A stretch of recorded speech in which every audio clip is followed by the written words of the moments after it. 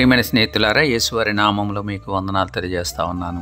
యోనా గ్రంథం 3వ అధ్యాయాన్ని 10వ వచనాన్ని మనం చూద్దామండి. ఈ నినెవే వారు తమ చెడు నడతలను మానుకొనగా వారు చేయుచున్న క్రియలను దేవుడు చూచి పశ్చాత్తాప్తుడై వారికి చేదునని తాను మాట ఇచ్చిన కీడు చేయక మానెను. యోనాను గురించి మీ అందరికీ తెలుసునని నేను భావిస్తూ ఉన్నాను. యోనా ప్రవక్తను గాథాపెర్ అనేటువంటి పట్టణంలో నుండి దేవుడు నినెవేకి వెళ్ళి అక్కడ దానికి దుర్గతి కలుగునని ప్రకటించమని చెప్పిన పరిస్థితిని యోనా గ్రంథం 1వ అధ్యాయంలో మనం గమనిస్తాం.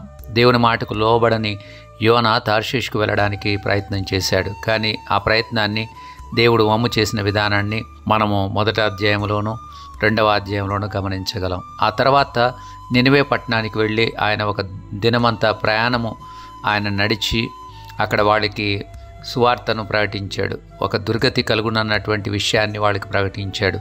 ఆ వార్తను వాళ్ళు నమ్మారు. ఆ యొక్క మాటలను బట్టి పశ్చాత్తాప్తులై వాళ్ళు దేవుని వైపు తిరిగినటువంటి పరిస్థితిని మనం గమనిస్తాం. మారుమనసు పొందినటువంటి పరిస్థితిని గమనిస్తాం. అలాగే వారు తమ దుర్మార్గాలను విడిచిపెట్టిన పరిస్థితిని 9వ వచనంలో గమనిస్తాం. వారు బలాత్కారాన్ని మానివేయాలి అని నిర్ణయించుకున్న విషయాన్ని మనం చూస్తాం.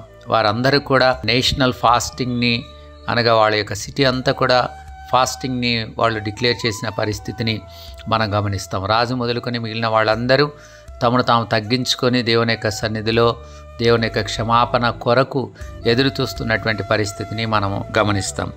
దేవుడు వారి యొక్క నడతలను చూసిన తర్వాత తాను చేస్తానని ప్రవక్త ద్వారా చెప్పినటువంటి కీడు చేయకుండా మానినటువంటి పరిస్థితిని ఇక్కడ మనం గమనించాలి. మనం ఎప్పుడైతే మన చెడు నడతలను మానుకునే వాళ్ళంగా ఉంటామో, బలాత్కారాన్ని మానివేసే వారంగా ఉంటామో, మన పాపాన్ని మనం మానివేసే వారంగా ఉంటామో, దేవుడు మనకు చేయాలనుకుంటున్నటువంటి కీడును ఆయన మానివేస్తాడు. లేక దాన్ని పోస్ట్పోన్ చేసేటువంటి పరిస్థితి దేవుని యొక్క వాక్యంలో ఎల్లప్పుడూ మనం గమనించగలం. ఇర్మియా గ్రంథం 5వ అధ్యాయం 25వ వచనంలో మనం గమనించినట్లయితే మీకు మేలు కలగకుండుటకు మీ పాపములే కారణము అన్నటువంటి మాటని అక్కడ దేవుని వాక్యం మనకు జ్ఞాపకం చేస్తుంది. కీర్తనాకారుడు దావీదు కూడా 38వ అధ్యాయంలో అంటాడు, నా పాపమును బట్టి నా ఎముకలలో స్వస్థత లేదు, నా దోషములు నా తల మీదుగా పొర్లిపోయినవి.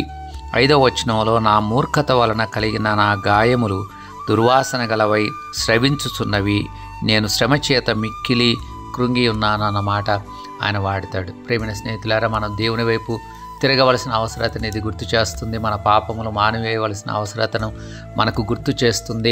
మనకు మేలు కలగకుండా ఉండడానికి మన పాపాలే కారణమైన పక్షంలో వాటిని మానివేసి దేవుని వైపు తిరగవలసినటువంటి అవసరతను ఇది మనకు గుర్తు చేస్తుంది. మన బలాత్కారాలను మానివేయాలి, మన పాపాలని మానివేయాలి, దేవుని వైపు తిరగవలసినటువంటి అవసరతని మనకు ఇది గుర్తు చేస్తుంది. మనం ఎప్పుడైతే దేవుని వైపు తిరుగుతామో ఆయన అత్యంత కృపా కనికరములు కలిగిన వాడు కాబట్టి మన పాపాలను క్షమించి మన మీద ఉన్నటువంటి తన యొక్క ఉగ్రతను ఆయన తొలగించి వేస్తాడు అనటంలో ఎలాంటి అతిశయోక్తి లేదు. అలాంటి కృప వింటున్న మనందరికీ దేవుడు అనుగ్రహించునుగాక.